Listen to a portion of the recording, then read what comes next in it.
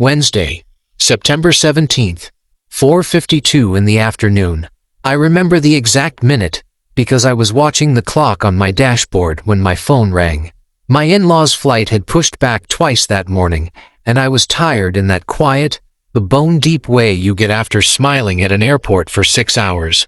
I had no idea that in the next 4 minutes, everything I thought I knew about my own house would come apart. I'm going to tell you what I found on those cameras, and I'm going to tell you what I did about it, because I didn't yell, and I didn't break anything, and by the end, I didn't need to. Welcome to Dad's Pure Revenge. If you're watching this from your car, your kitchen, your break room, drop a comment and tell me where you're tuning in from tonight. If you believe loyalty should be rewarded and quiet betrayal should never win, hit that like button before we start. Now let me take you back to the beginning, because you need to understand who Rosa Delgado was before you'll understand why her voice shaking on that phone meant the whole world to me. Rosa had worked for our family for 10 years. She started the same month my daughter Emily was born, back when we lived in a 2-bedroom rental on Larkspur Court in Aurora, Colorado. She wasn't just someone who mopped floors.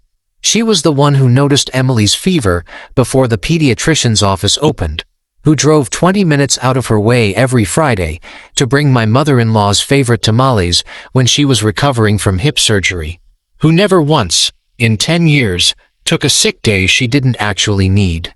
She kept a little spiral notebook in her apron pocket where she wrote down which cabinet Emily's peanut allergy medication lived in case she was ever the only one home. Nobody asked her to do that. She just did. She used to leave a folded dish towel on the stove handle, always the same way, corner tucked under corner. It was such a small thing. I didn't understand until later how much that small, steady habit would end up mattering to me. My name is Nathan Reeves. I'm 46. I run a mid-sized commercial insulation company out of Denver, the kind of business that doesn't make headlines but pays for braces and family vacations, and eventually, my in-laws' round-trip tickets to visit for 2 weeks every September. My flaw, and I'll say it plainly because there's no use pretending otherwise, is that I trust people the way you trust gravity, automatically, without checking. I signed things without reading every line. I handed my business partner login credentials I should have kept to myself. I figured if someone said they loved you, that was the end of the investigation, not the beginning of one. That Wednesday, I just dropped my wife's parents at Denver International after their visit. My wife, Kimberly, had stayed home. She said her back was bothering her, and the walking would be too much. I didn't question it. I never questioned much. I was on Peña Boulevard, doing 61 in a 65, when Rosa called. Her voice wasn't its normal steady self. It had a crack running straight through the middle of it. "Mr. Reeves," she said, "don't go home yet. Please. Check your cameras first." I asked her what was wrong. She wouldn't say. She just said, "Please, check the cameras." And then she said she had to go, and the line went dead. I pulled into a gas station on East 56th Avenue, hands not quite steady, and opened the security app on my phone. We'd installed the cameras 2 years earlier after a string of car break-ins in the neighborhood. I'd forgotten they were even still running most days.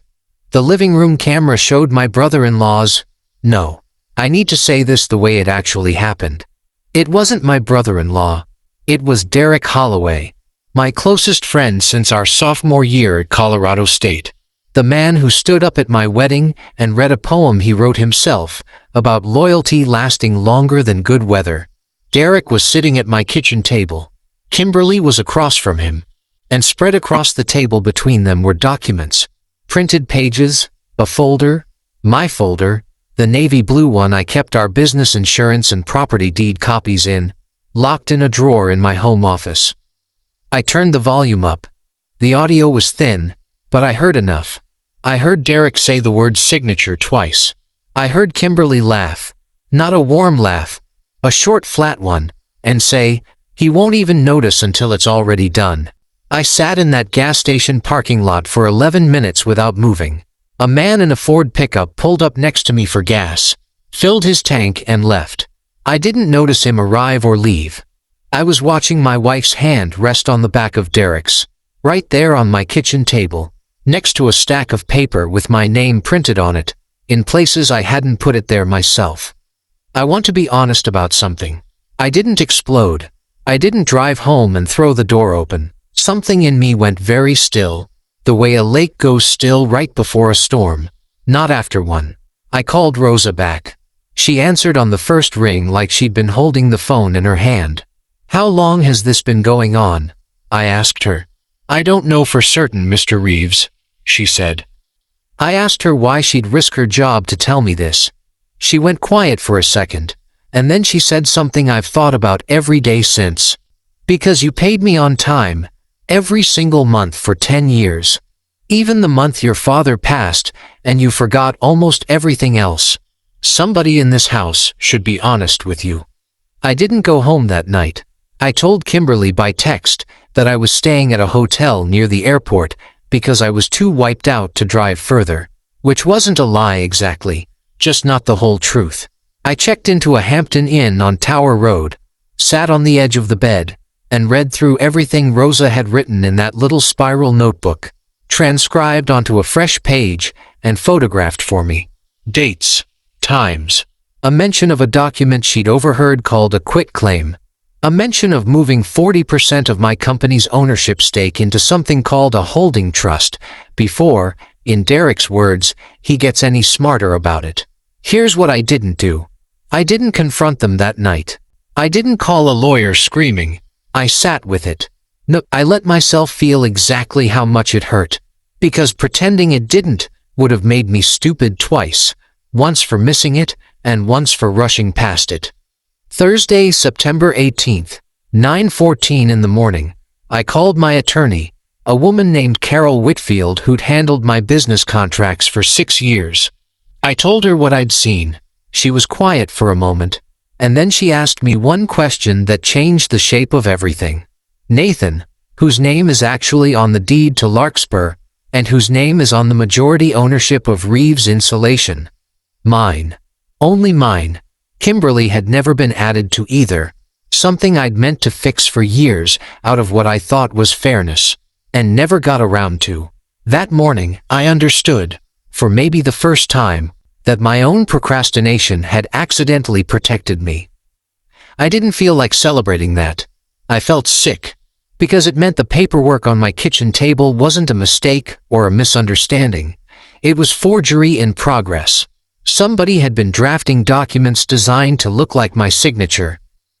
I spent the next 9 days living like a man watching a storm build on the horizon, counting the distance between the lightning and the thunder. I didn't tell Kimberly I knew anything. I kept coming home like normal. I kissed her on the cheek like normal. I watched her hide her phone screen when I walked into the kitchen, something I used to explain away, and now saw with different eyes. Derek stopped by twice that week, both times when I was still at the office. Except I wasn't. I was parked 2 streets over in my truck, watching his car pull into my driveway on the camera feed. Carol worked fast and quiet. On day 4, she confirmed the notary stamp on one of the draft documents belonged to an office that had, 6 months earlier, had its license suspended for exactly this kind of thing. On day 6, she found a second holding account, opened under Kimberly's maiden name, with 3 small transfers already sitting in it. Nothing enormous yet, just enough to make it look, on paper, like an account that had existed for years. On day 7, I moved, quietly.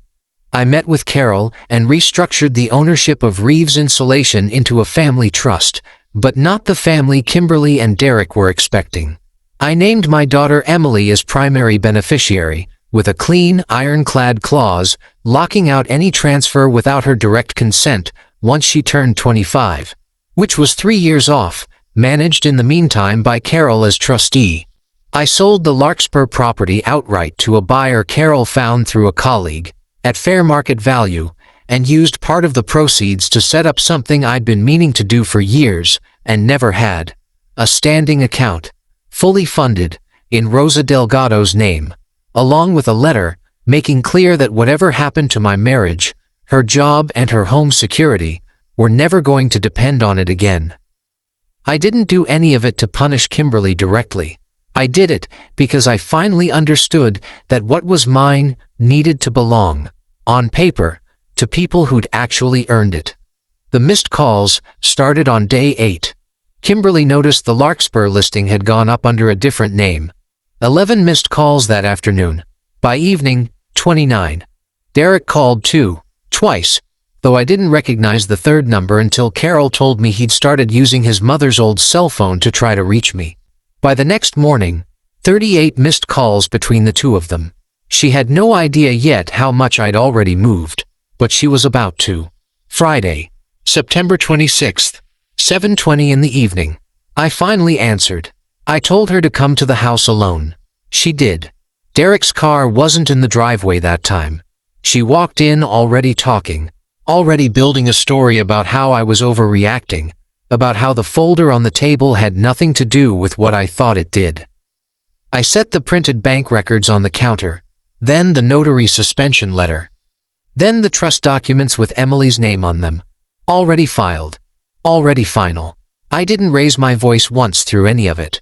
My voice didn't rise. I told her. It didn't need to. She stopped mid-sentence when she saw the trust paperwork. Her face did something I'd never seen it do before. Not anger, not exactly. More like watching a building's foundation give out from underneath it, while the roof was still trying to hold its shape. You had no right, she said. I had every right, I said. It's my name on all of it. It always was. She asked, quieter now, if there was any way back from this. I told her the honest truth. I told her I wasn't interested in punishing her forever, but I also wasn't interested in pretending the last 9 days hadn't happened. The house would be sold. The business was protected in a way neither she nor Derek could touch. Whatever she and Derek decided to do next, they'd be doing it without access to anything that used to be mine. She left that night. I heard later, through people who still talk to both of us, that Derek's own business took a hit not long after. Turns out forged documents draw exactly the kind of attention you don't want. Even when the intended victim decides not to press charges out of what was left of 10 years of friendship. I didn't lift a finger to make that happen. I didn't need to. I still live in Denver, in a smaller place now, closer to Emily's school. Rosa still works for me twice a week, though these days it feels less like an employer and employee, and more like two people who trust each other completely, which is rarer than it should be. She still folds the dish towel the same way, corner tucked under corner, and every time I see it, I think about the phone call that started all of this. I'm not going to tell you I've forgiven everything. I haven't, and I'm not in a hurry to. What I will tell you is that I stopped needing anything from Kimberly or Derek to feel like my life was mine again. That happened the day I signed Emily's name onto that trust. Not the day either of them apologized, because neither of them ever really did. If there's one thing I'd want you to take from this, it's that loyalty rarely announces itself with fireworks. Sometimes it's a woman with a spiral notebook in her apron pocket, willing to risk her own job to tell you the truth. Pay attention to the people who show up quietly and consistently, long before you ever need them to. And if this story meant something to you, hit subscribe, and tell me below, who's the Rosa in your life, the one who told you the truth when it would have been easier to stay quiet? I'd like to hear about them.